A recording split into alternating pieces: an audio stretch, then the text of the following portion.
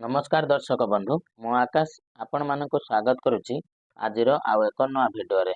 तो समस्त चाषी भाई और भौणी मानक पई गोटे बहुत बड़ा गुरुत्वपूर्ण अपडेट रही जहाँकि आपण माने जानिथिबे जे राज्य सरकार तरफ कृषक मानक आर्थिक सहायता जोगाई देबा हिसाब रे सीएम किसान योजना रे वार्षिक 4000 टंकार आर्थिक सहायता राशि प्रदान करा जाउची।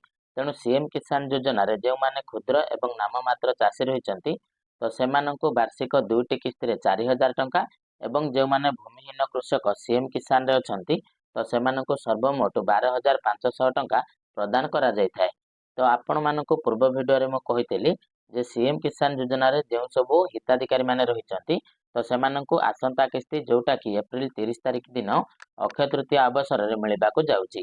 किंतु जदि आपण माने सीएम किसान योजना रे पूर्वरु टंका पाइथिले किंबा जदि आपण माने सीएम किसान योजना रे नुआ करके आवेदन करिसंती ताहले राज्य सरकार तरफ गोटे गुरुत्वपूर्ण अपडेट आपण मानक पई दिया जायछि। तो जो माने सीएम किसान योजना रे पूर्वरु हिताधिकारी भाव में अछंती किंबा नुआ जो माने आवेदन करिसंती तो सेमाने आसंता 24 तारिख पूर्वरु निज निजर ई केवाईसी को कंप्लीट करबा दरकार। तो कौन रही अपडेट एवं केउ माने से कामटी को करिवे तो आसंतु से विषय संपूर्ण डिटेल्स रे जानिबा। ता पूर्वरु जदि चैनल टी को प्रथम थर विजिट करूचंती वीडियो को लाइक करिवे आउ ता सहित चैनल टी को सब्सक्राइब करि नथिले एबे सब्सक्राइब करी पाखर थिबा बेल आइकन टी को क्लिक करी ऑल रे सेट करि देबे। देखंतु सीएम किसान योजना जोटा राज्य सरकार तरफ कृषक मानक पई आरंभ करा जायछि एवं जोटा पूर्वरु कालिया योजना नाम रे नामित करा जायथिला। तेणु वर्तमान राज्य सरकार जो माने केवल चाषी रहिचंती बा योग्य हिताधिकारी को बाछिबा पई सरकार तरफ ई केवाईसी प्रक्रिया आरंभ करा जायछि।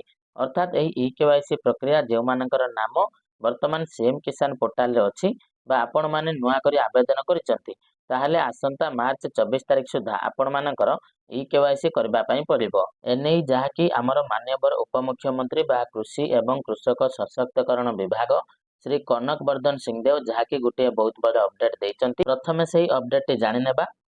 तो देखि पारुथिबे सीएम किसान योजना हिताधिकारी को ई केवाईसी वेरिफिकेशन करबा पई परामर्श दिया जायछि।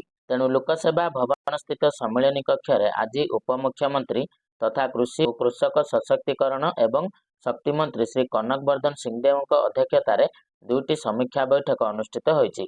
प्रथमे देखंतु रही जोटा कि कृषि एवं कृषक सशक्तिकरण विभाग अधीन चालुथिबा निर्माण कार्यगुड़िकर समीक्षा उपमुख्यमंत्री श्री सिंहदेव और प्रमुख शासन सचिव डॉक्टर अरविंद कुमार पाढ़ी जहाँकि ए विषय आलोचना करथिले जेउथिरे कि सीएम किसान एवं पीएम किसान और मांडियार सरकारी स्तर में क्रय आदिर समीक्षा करा जायथिला। किंतु सबुठारु इम्पोर्टांट अपडेट जोटा कि आसेछि जे ओडिशा सरकारंकर जो योजना रही सीएम किसान योजना वर्तमान एथिरे 45,60,000 चाषी अंतर्भुक्त अछंती एवं प्रतिवर्ष सेमानकु 2000 टंका लेखाए 2टी किस्ती रे प्रदान करा जाउछि एवं चलित वर्ष जाकी आउ 6,61,000 नूतन चाषी पंजीकृत हेबा पई आवेदन करिसंती। मने रखंतु वर्तमान जदि आपण नुआ करके आवेदन करिसंती ताहले राज्य सरकार तरफ सेमानंको जाकी बहुत जल्दी यही योजना रे अंतर्भुक्त करा जिवो। सेही भली देखंतु पीएम किसान योजना अधीन रे जो 35 लाख चाषी वर्तमान सुधा अंतर्भुक्त होई सारिचंती। तेणु सीएम किसान योजना अंतर्गत समस्त हिताधिकारी को निजर ई केवाईसी और आधार तथा जमी संबंधी सूचना अपडेट करने को परामर्श दिया जायछि। मने रखंतु गोटे बहुत बड़ा इंपोर्टांट अपडेट जहाँकि सरकार तरफ वर्तमान जो माने हिताधिकारी ऑलरेडी सीएम किसान योजना रे अंतर्भुक्त अछंती बा आपण मानकर जदि पूर्वरु कालिया योजना रे टंका मिलिथिला ताहले वर्तमान आपण मानको कोन करबा पई पड़िबो देखंतु ई केवाईसी टा निहाती करबा पई पड़िबो एवं आपण मानकर जो जमी संबंधी तथ्य रहिछि ताकु मध्ये आपण मानको अपडेट करबा पई पड़िबो। तेणु एही अपडेट प्रक्रिया VAW BAO एवं कृषि विभाग अधिकारी मानक द्वारा करा जाउछि। अर्थात एही कार्यक्रम वर्तमान चालू रहिछि। तेणु हिताधिकारी को एही वेरिफिकेशन प्रक्रिया को मार्च मास 24 तारिख सुधा सारिबा को सरकार तरफ निर्देश दिया जायछि। मने रखंतु एटा गोटे बहुत बड़ा इंपोर्टांट अपडेट जदि आपण माने कृषक अटंती ताहले आपण मानको एई कामटी को करबा निहाते दरकार एवं एहा सहित जो अधिकारी माने रहिचंती तो तांका विरुद्ध रे मध्ये श्रृंखलागत कार्यानुष्ठान नियाजिबो। जदि कौनसी अधिकारी आपण मानक ब्लॉक रे हेउ किंबा आपण मानक पंचायत रे जो BAW बा विलेज एग्रीकल्चर वर्कर रहिचंती तो सेमाननको पाखकु जाय कि आपण मानको ई केवाईसी करबा पई पड़िबो। तेणु ई केवाईसी वेरिफिकेशन द्वारा सीएम किसान भूत कार्डधारी चिन्हट हेबे ଏବଂ ପ୍ରକୃତ ହିତାଧିକାରୀ ଯୋଜନାର ଲାଭ ପାଇପାରିବେ।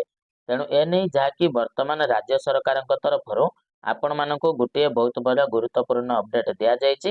ତେଣୁ ବର୍ତ୍ତମାନ ଆପଣମାନଙ୍କ ମନରେ ପ୍ରଶ୍ନ ଉଠୁଥିବ ଯେ ଯେଉଁମାନେ ପ୍ରଥମ ଥର ପାଇଁ ଆବେଦନ କରିଛନ୍ତି ତ ସେମାନଙ୍କର ତ ଭେରିଫିକେସନ ହେବ ଏବଂ ତା ସହିତ ଯେଉଁମାନେ ପୂର୍ବରୁ ସିଏମ୍ କିଷାନ ଯୋଜନାର ଟଙ୍କା ପାଉଥିଲେ ତ ସେମାନେ କେମିତି ଭେରିଫିକେସନ କରିବେ। ତ ଦେଖନ୍ତୁ ଯୋଉ ଅପଡେଟଟି ଆସିଛି ଆପଣମାନେ ତ ଦେଖିଲେ ଯେ କୁହାଯାଇଛି ସରକାରଙ୍କ ତରଫରୁ ଆପଣମାନଙ୍କର ଯେଉଁମାନେ ଯୋଗ୍ୟ ହିତାଧିକାରୀ ରହିଛନ୍ତି ତ ସେମାନଙ୍କର ଯଦି ସମସ୍ତ ଡାଟାବେସ୍ ଠିକ୍ ଅଛି ତାହେଲେ ଆପଣମାନଙ୍କୁ ଇ-କେୱାଇସି ଟା ନିହାତି ଭାବରେ କରିବା ପାଇଁ ପଡ଼ିବ। ତ ସେଇ ଇ-କେୱାଇସି ଯଦି ଆପଣମାନେ କରୁନାହାନ୍ତି ତାହେଲେ ଏପ୍ରିଲ 30 ତାରିଖରେ ଆପଣମାନଙ୍କୁ ଯୋଉ କିସ୍ତି ଆସିବା ପାଇଁ ଯାଉଛି ତ ସେଥିରେ ଆପଣମାନେ ଟଙ୍କା ପାଇପାରିବେ ନାହିଁ। ତେଣୁ ତାହା ପାଇଁ ଆପଣମାନଙ୍କୁ ଏଠି ଆପଣମାନେ ଇ-କେୱାଇସି କରିଲେ ହେବ ନାହିଁ। ତା ପାଇଁ ଆପଣମାନଙ୍କୁ ଫିଜିକାଲି ମିଟ୍ କରିବା ପାଇଁ ପଡ଼ିବ, ଯୋଉଟା କି ଆପଣଙ୍କ ପଞ୍ଚାୟତରେ ରହିଛନ୍ତି VAW ବା ଭିଲେଜ ଏଗ୍ରିକଲଚର ୱାର୍କର, ତା ସହିତ BAO ଅର୍ଥାତ୍ ବ୍ଲକ ଏଗ୍ରିକଲଚର ଅଫିସର। ତ ଏହି ଦୁଇ ଜଣ ଅଧିକାରୀ ମାନଙ୍କୁ ଆପଣମାନଙ୍କୁ ଭିଜିଟ୍ କରିବାକୁ ପଡ଼ିବ ଏବଂ ଭିଜିଟ୍ କଲା ପରେ ଆପଣମାନଙ୍କର ଆବଶ୍ୟକ ଡକ୍ୟୁମେଣ୍ଟ ଯେମିତିକି ଆଧାର କାର୍ଡ ଏବଂ ଜମିର ଡାଟା ଯୋଉଟାକି ଆପଣମାନେ ଦେଇଛନ୍ତି ତ ସେଗୁଡ଼ିକ ସବୁ ନେଲା ପରେ ସେମାନେ ଆପଣମାନଙ୍କର 24 ତାରିଖ ସୁଦ୍ଧା ଭେରିଫିକେସନ କରିବେ ଏବଂ 24 ତାରିଖ ଭିତରେ ଯଦି ଭେରିଫିକେସନ ଆପଣମାନେ କରୁଛନ୍ତି ତାହେଲେ ଆପଣମାନେ ନିହାତି ଭାବରେ କିସ୍ତିଟି ପାଇବେ।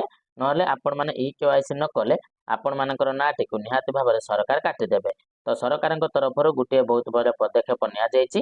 ତ ଯେଉଁମାନେ କେବଳ ଯୋଗ୍ୟ ଚାଷୀମାନେ ରହିଛନ୍ତି ତ ସେମାନଙ୍କୁ ଏହି ଯୋଜନାର ଲାଭ ନିହାତି ମିଳିବ ଏବଂ ଯେଉଁମାନେ ଅଯୋଗ୍ୟ ହିତାଧିକାରୀ ରହିଛନ୍ତି ତ ସେମାନଙ୍କୁ ଏହି ଯୋଜନାରୁ ବାଦ ଦିଆଯିବ। ତ ଜଲ୍ଦି ଆପଣମାନେ ଯାଇକି ନିଜ ନିଜର ଇ-କେୱାଇସି କୁ କମ୍ପ୍ଲିଟ୍ କରିନିଅନ୍ତୁ। ଯଦି ଆପଣମାନେ ଏପର୍ଯ୍ୟନ୍ତ ଆପଣଙ୍କର ଇ-କେୱାଇସି କୁ କରିନାହାନ୍ତି ତାହେଲେ ଆପଣମାନେ ଆପଣଙ୍କ ପଞ୍ଚାୟତରେ କିମ୍ବା ବ୍ଲକରେ ଅଧିକାରୀମାନଙ୍କୁ ଭେଟନ୍ତୁ ଏବଂ ଆପଣଙ୍କର ଇ-କେୱାଇସି କୁ କମ୍ପ୍ଲିଟ୍ କରନ୍ତୁ। ତ ଆଶା କରୁଛି ଆପଣମାନଙ୍କୁ ନିହାତି ଭାବରେ ଭିଡ଼ିଓଟି ଭଲ ଲାଗିଥିବ। ତ ଭିଡ଼ିଓଟି ଭଲ ଲାଗିଥିଲେ ଭିଡ଼ିଓଟିକୁ ଲାଇକ୍ କରିବେ ଏବଂ ଚ୍ୟାନେଲଟିକୁ ସବସ୍କ୍ରାଇବ୍ କରିବେ। ତା ସହିତ ଆପଣମାନେ କେଉଁ କେଉଁ ଡିଷ୍ଟ୍ରିକ୍ଟରେ ଭିଡ଼ିଓଟିକୁ ଦେଖୁଛନ୍ତି ତ ନିହାତି ଭାବରେ କମେଣ୍ଟରେ ଜଣାଇବେ। ତ ରହୁଛି, ଧନ୍ୟବାଦ।